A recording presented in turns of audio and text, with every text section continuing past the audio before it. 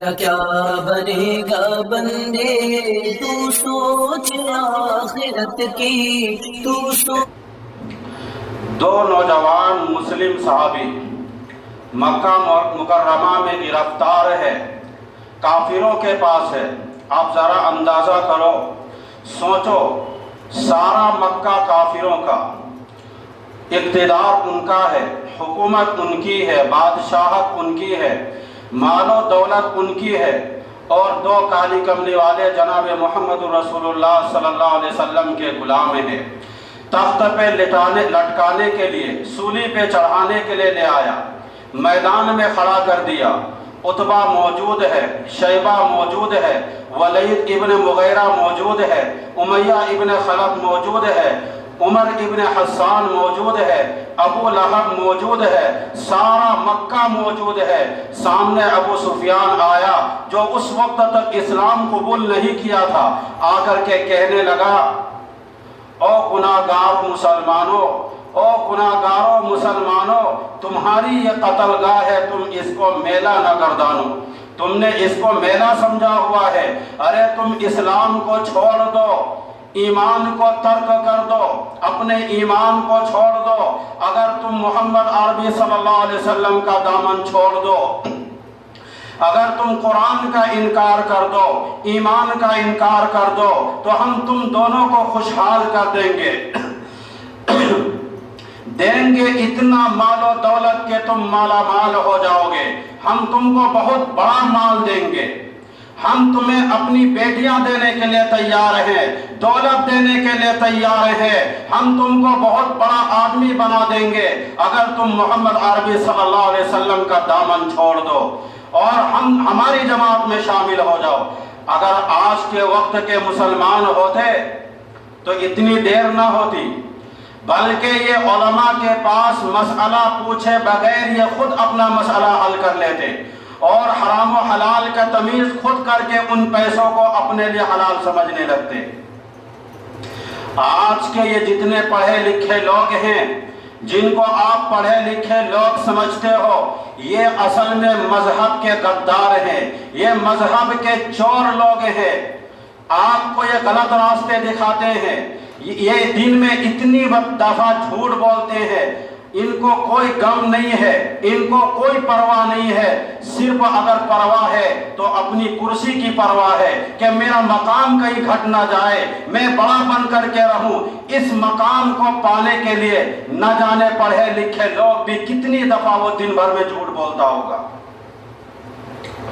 دونوں نوجوانوں سے بار بار کہتا ہے ابو سفیان کہ تم اپنے کالی کملے والے کا دامن چھوڑ کر کے ہم میں آ جاؤ، ہم تمہیں سب کچھ دینے کے لیے تیار ہیں۔ ابو سفیان بار بار کہتا ہے، اس اشعار کو بار بار دہراتا ہے، او گناہگاروں مسلمانوں، او گناہگاروں مسلمانوں، تمہاری یہ قتل گاہ ہے، تم اسے میلہ نہ گردانو، تم نے اس کو میلہ سمجھا ہوا ہے، ہم تمہیں سولی پہ چڑھائیں گے، ہم تمہیں ریزہ ریزہ کر دیں گے، ہم تمہیں ٹکڑے ٹکڑے کر دیں گے، ہم تمہارا قیمہ بنا کر کے رکھ دیں گے۔ تم کتنے خوبصورت ہو، تم کتنے حسین ہو، تم خوبصورت جوان ہو، اور نوجوانوں اپنی جوانی پہ ترس کھاؤ اور اپنے آپ کو بچا لو، ہم تمہیں مال و دولت دینے کے لیے تیار ہیں، ہم تمہیں اپنی بیٹیاں دینے کے لیے تیار ہیں۔ وہ دونوں صحابی مسکرائے، اللہ گنی، گلے میں پھانسی کا پھندا پڑا ہوا ہے، سارا مکہ سامنے موجود ہے،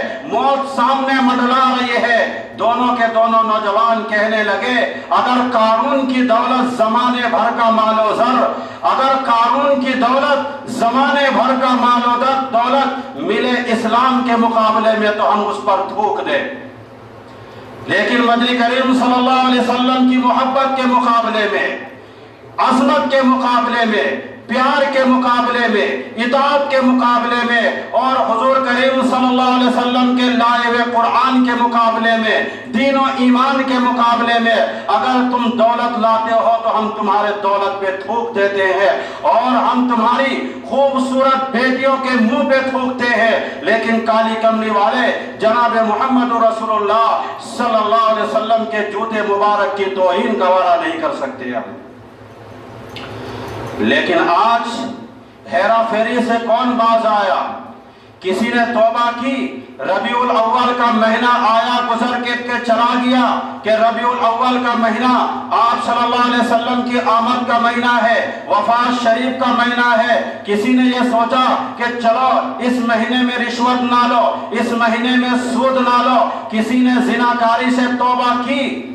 कि इस महीने में बदकारी ना करो, इस महीने में जुआ ना खेलो, इस महीने में शराब ना पियो, इस महीने में हराम ना खाओ, इस महीने में हराम खोरी ना करो, इस महीने में झूठ ना बोलो।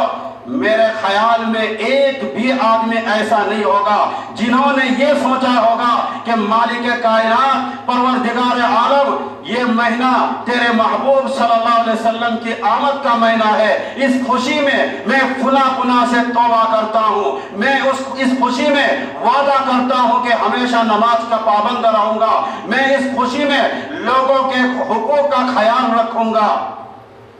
लेकिन हम में से किसी ने नहीं सोचा होगा जंगे बदर है, निहत्ते मुसलमान, गरीब मुसलमान, हथियार नहीं, सवारी नहीं, अंदाजा करो सारी फौज का आप सामान देखो, पूरे लश्कर का, पूरे लश्कर मोहम्मदी का आप सामान देखो, सिर्फ 2 घोड़े हैं, 6 सिरे हैं और 8 तलवारें हैं और पलटने आए थे लोग दुनिया भर की तकदीर। पूरे मोहम्मद सल्लल्लाहु अलैहि वसल्लम की फौज के पास सिर्फ 8 तलवारें हैं। अजीम सा लश्कर है, अजीम सा अंदाज है। उस लश्कर का क्या कहना जिसके पास सवार नहीं, सवारी नहीं, फौज नहीं, हथियार नहीं, साजो सामान इतना बंदोबस्त नहीं है, लेकिन फिर भी वो मैदान जिहाद में आए। क्या यकीन होगा उनके अंदर कि फौज भी नहीं है, सामान भी नहीं है लड़ने के लिए, लेकिन उनके ईमान का जज्बा देखो, ईमान ने उसको मैदान जिहाद में ला करके खड़ा कर दिया। और आज के मुसलमान धक्के खाते फिरते हैं, यहूदियों को झुक झुक करके सलाम करने वालों, ईसाइयों को झुक झुक करके सलाम करने वालों, जब से तूने खुदा का दरवाजा छोड़ करके लोगों के सामने झुकना शुरू कर दिया, कब्रों के सामने झुकना शुरू कर दिया, तब से अल्लाह तबारक व तआला ने पूरी कायनात के सामने तुझे झुका दिया। अल्लाह पाक गैरत वाले हैं, अल्लाह की गैरत जोश में आती है कि ए मेरे बंदे, मैंने तुझे यहूदियों के सामने कभी ना झुकाया, केसरो केसरा के बादशाह के सामने कभी तुमको हमने झुकने ना दिया, लेकिन आज तुम चंद सिक्कों के चक्कर में, चंद रुपयों के चक्कर में तुम यहूदियों को झुक झुक करके सलाम करने लगे, ईसाइयों को झुक झुक करके सलाम करने लगे। जिन पर मैंने गजब नाजिल किया उनके सामने तुमने झुकना शुरू कर दिया, कब्रों के सामने तुमने झुकना शुरू कर दिया। जब तुम्हें झुकने की आदत पड़ गई, गुलामी की आदत पड़ गई, तो अब तुम झुकता ही मरेगा और लोगों की गुलामी करता ही तू मरेगा। हुजूर सल्लल्लाहु अलैहि वसल्लम के जमाने के मर्दों का क्या कहना, औरतों को आप देख लीजिए। हजरत उम्मे अम्मारा रज़ियल्लाहु ताला अन्हा, जो कि 90 साल की बूढ़ी औरत है,